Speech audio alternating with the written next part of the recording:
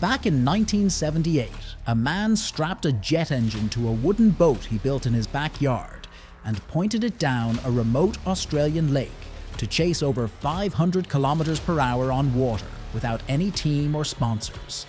Just him and his dream to become the fastest man ever to touch water. So did he make it?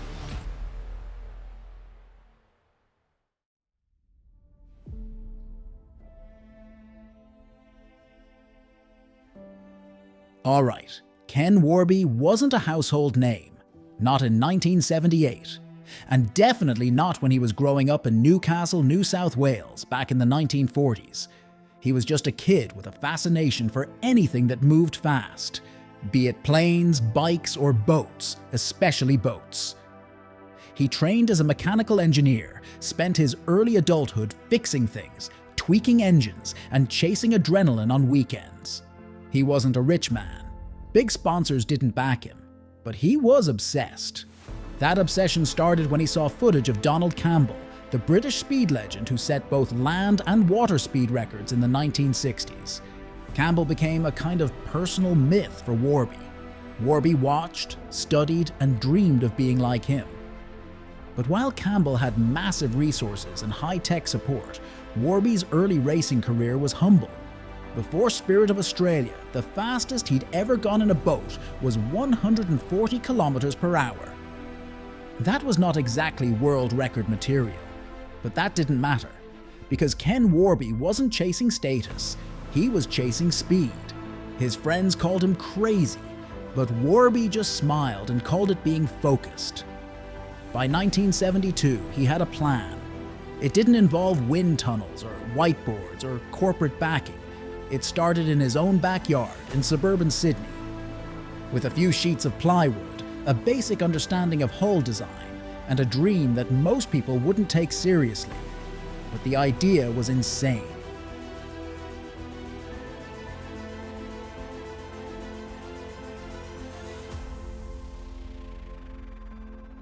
This is where Spirit of Australia was born. Next to a shed, under the sun, with the occasional help of mates and nosy neighbours who couldn't believe what he was building. The materials were wood, fiberglass, whatever he could scrounge up. Warby didn't have a design team, just some handwritten notes and a gut feeling about how fast a boat could go if you gave it enough power and kept it light. And the power? Well, that came from an unlikely source. Warby managed to get his hands on 3 surplus jet engines from the Royal Australian Air Force. Military grade, second-hand, and sold for pocket change. He bought it for just $65. That engine became the heart of Spirit of Australia. It was a second-hand scrap that would help him build the fastest boat the world had ever seen. His crew wasn't made up of engineers or experts. It was just a few friends, some volunteers, and curious locals. They weren't paid, and they didn't always know what they were doing. But they believed in him, or at least they were too fascinated to walk away. Together, they shaped a rocket on water, right there in the yard. There weren't any blueprints or a safety net, and definitely no reason this should have worked. But somehow, it was all coming together.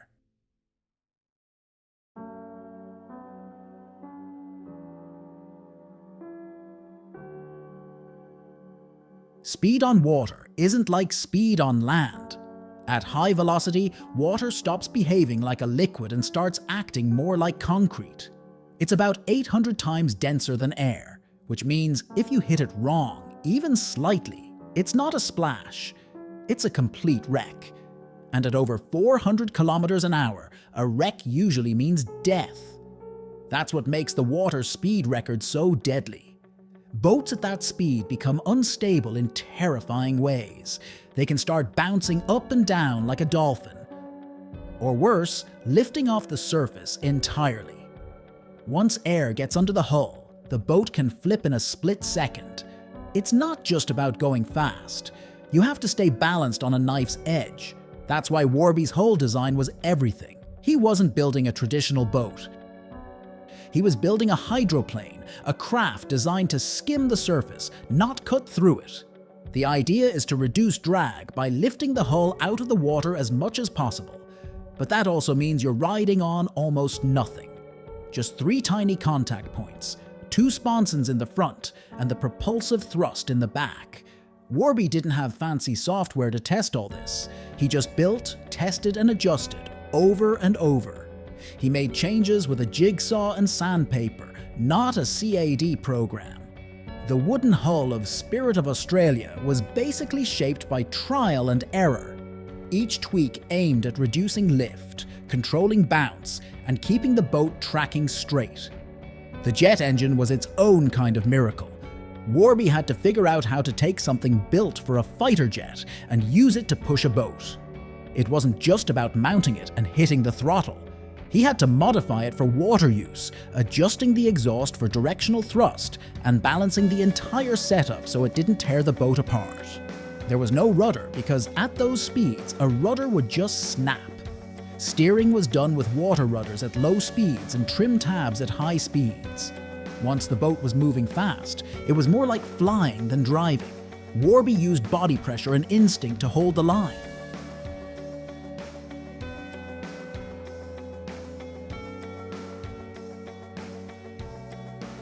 By the time the boat was ready, there was only one place in Australia long and flat enough to run it. It was Blowering Dam in the snowy mountains of New South Wales. Remote, quiet, and undisturbed, it gave Warby the space he needed to test the limits. And in November of 1977, those limits were tested for real. That's when Warby made his first official record attempt. He hit 464.44 kilometers per hour, enough to beat the long-standing world record set by American Lee Taylor in 1967. Warby had done it. He was the fastest man on water. But the boat barely held together. At those speeds, the Spirit of Australia was being pushed beyond what it was really built to handle. Warby had risked everything, and it showed. The hull flexed and the engine strained. One wrong move, and it would have been over. Even with a new record under his belt, Warby's challenges were far from over. His project was still running on a shoestring. He had no big sponsors, no real funding, and his training was self-taught. Just Ken Warby and the rocket he'd created. But now that he was a world record holder, people started paying attention. The Royal Australian Air Force stepped in, offering support from their Wagga Wagga base. They provided tools, a crew, and most importantly, a 4th engine.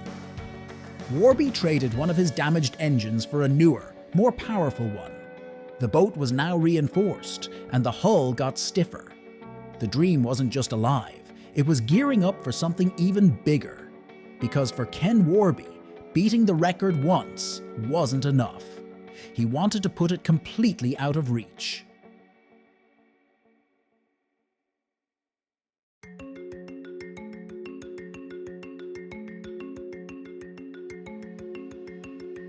By late 1978, Ken Warby was ready.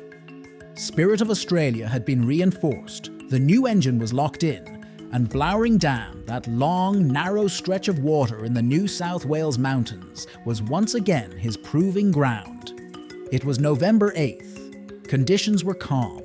The dam, incredibly, was still open to the public.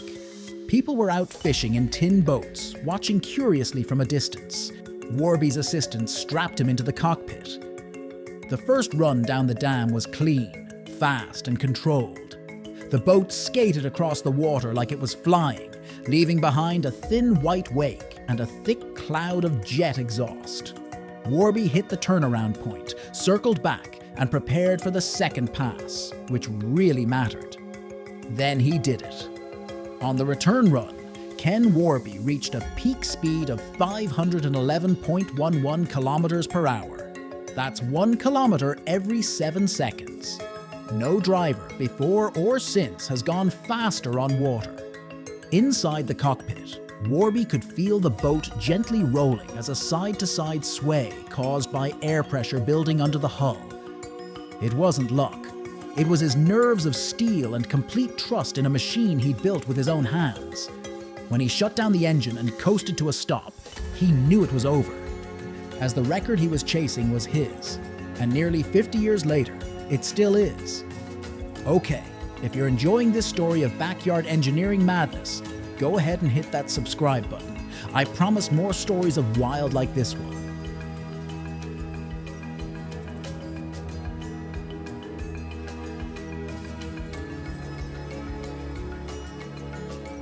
Since that day in 1978, no one has managed to beat Ken Warby's record, and not for lack of trying.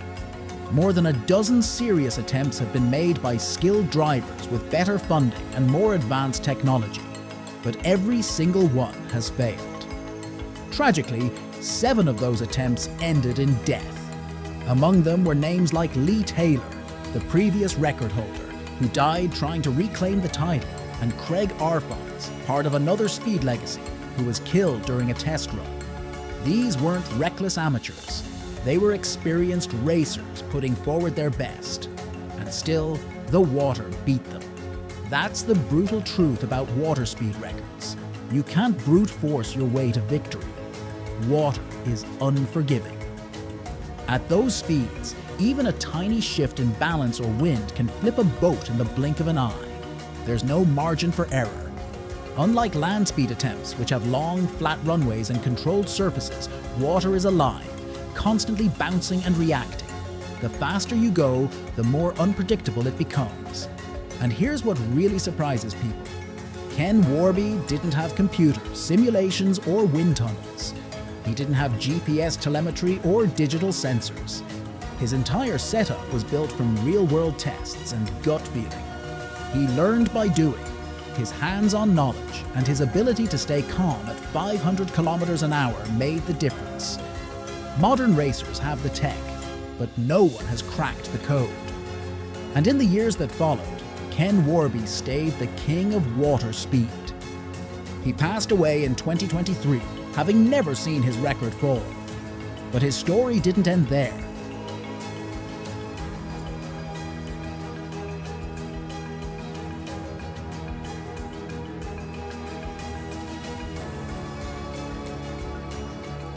Because the mission didn't die with him.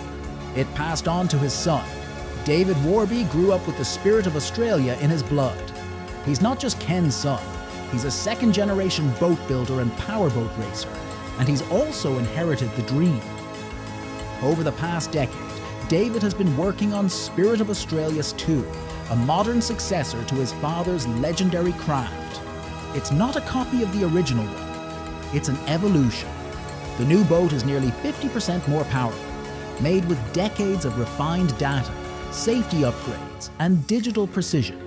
Every line of the hull, every angle, and every bolt has been tested, analyzed, and redesigned with the purpose of going even faster, but with more control.